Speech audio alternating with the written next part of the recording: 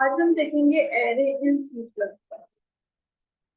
सी plus plus के अंदर array array जो होता है हमारा, इट इज यूज टू या फिर it is use for multiple data store in single variable. जो भी मेरा सिंगल वेरिएबल होता है उसमें मल्टीपल डेटा स्टोर करने का काम करता है, लाइक इन ए। ठीक है, इसी के अंदर 1, 2, 3, ये होता है हमारा एरे। ठीक है, जो हमारा एरे होता है उसको बनाने के लिए हम ये वाला ब्रैकेट यूज में लेते हैं, वो है हमारा स्क्वायर ब्रैकेट। कोई भी वेरिएबल के आगे अगर हम स्क्वायर ब्रैकेट लगा देते हैं तो इसको हम एरे बोल देते हैं। मल्टीपल डेटा को स्टोर करने के लिए हम कर्ली ब्रैकेट का यूज में लेते हैं एरे के अंदर, और बीच में सेपरेशन के लिए कॉमा, जैसे कि इंट ए एरे, इस तरीके से। ठीक है, ये है हमारा एरे। एरे जो होता है हमारा, वो मल्टीपल डेटा को एक सिंगल वेरिएबल के अंदर स्टोर करने का काम करता है। ठीक है, जो हमारा एरे होता है बेसिकली 3 टाइप का होता है। जो हमारा पहला होता है वो होता है 1D एरे। और 1D एरे का मतलब क्या होता है वो भी हम समझेंगे। दूसरा जो होता है वो होता है हमारा 2D एरे। और तीसरा जो होता है वो होता है हमारा मल्टी डायमेंशनल एरे। ठीक है, what is the meaning of 1D and 2D? देखो, 1D का मतलब क्या होता है, छोटा सा एक होता है कि हमने किसी भी वेरिएबल के आगे एक ब्रैकेट लगा दी, तो ये कौन सा हो गया हमारा 1D। इसी के अंदर मैंने 2 ब्रैकेट लगा दी, तो ये कौन सा हो गया हमारा 2D। अब ये पहला वाला ब्रैकेट रो के लिए, दूसरा वाला कॉलम के लिए, इसका भी हम एक डिटेल वीडियो में पढ़ेंगे। मल्टी डायमेंशनल का मतलब है कि आपने एक दो तीन लगा दिया, मे बी आपने 1, 2, 3, 4 लगा दिया। ठीक है, तो सबका अपना अपना है। क्लियर है यहाँ तक का? अब हम पढ़ेंगे सबसे पहले 1D एरे। क्या पढ़ेंगे हम? 1D array. तो हम क्या करेंगे, मल्टीपल डेटा को स्टोर करेंगे। सबसे पहले मैं बेसिक कोड बनाऊंगी, हैश इंक्लूड आईओस्ट्रीम यूजिंग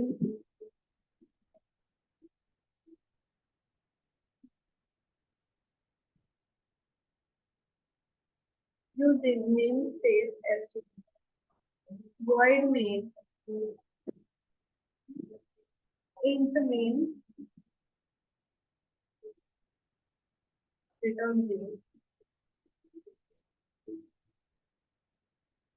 अब हम यहाँ पर क्या करेंगे, इंट एरे 1, 2, 3, 4, 5। ठीक है, अब हम इसको प्रिंट कैसे करेंगे?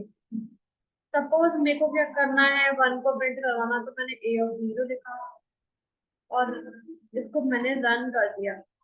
अब ये A0 क्या है वो भी हम देखेंगे। 1 आ गया, मतलब कैसे आया वो हम एक बार समझ लेते हैं। इसका अच्छे से ड्राई रन समझते हैं, पूरे कोड को समझते हैं अच्छे से इसका, कि कैसा कोड है, क्या कहना चाहता है। ठीक है, तो हमने सबसे पहले ये ले लिया एंड पेन। तो देखो हमारे पास में वैल्यू क्या है, 1, 2, 3, 4, 5। ठीक है, हमारे पास में दो चीजें होती है, एक होती है लेंथ और एक होता है इंडेक्स। जो इंडेक्सिंग है वो हमेशा 0 से शुरू होता है। ये हमारी मेमोरी है, इस मेमोरी में ये हमारा डेटा रखा हुआ है। ये 0, 1, 2, 3, 4, A0, A1, A2, A3 and AF2। ये है हमारा 0, 1, 2, 3 and 4।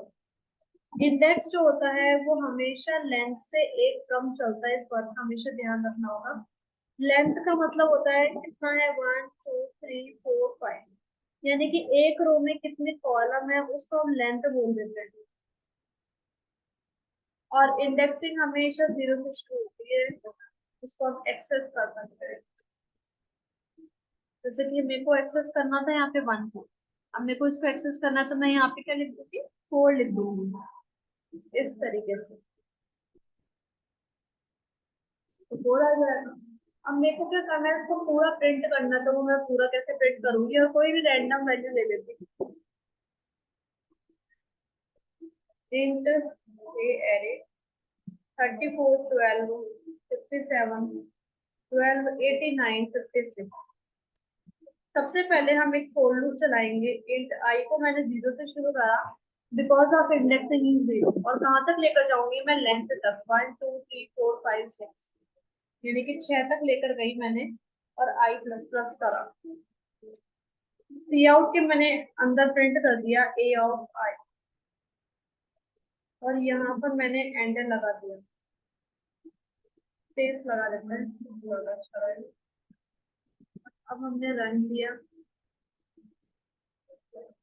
O sorry sorry sorry, I less than होगा ना, आ गया।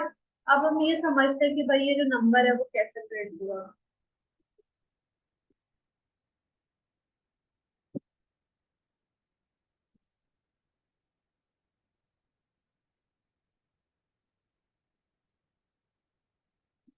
सबसे पहली बार मेरा लूप चला जहां पर आई की वैल्यू जीरो, क्या जीरो सिक्स से छोटा है, बिल्कुल छोटा है। नीचे आया, ये बोल रहा है कि ए और जीरो में जो भी स्टोर है वो रखो, तो हम इंडेक्सिंग दे देते हैं 0 1 2 3 4 5, यानी कि ए ऑफ जीरो के अंदर क्या रखा हुआ है, 34 34 34 इसने प्रिंट कर दिया।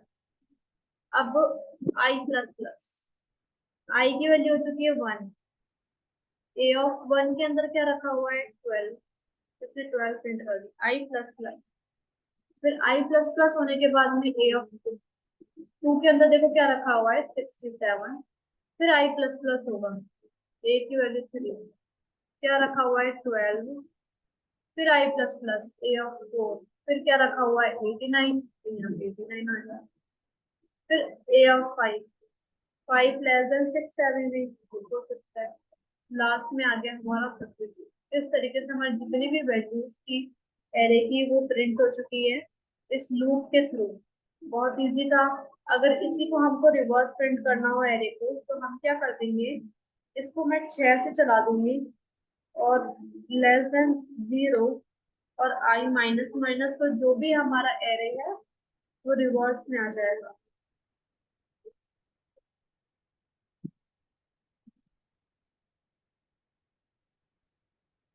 ठीक है, लेस देन इक्वल टू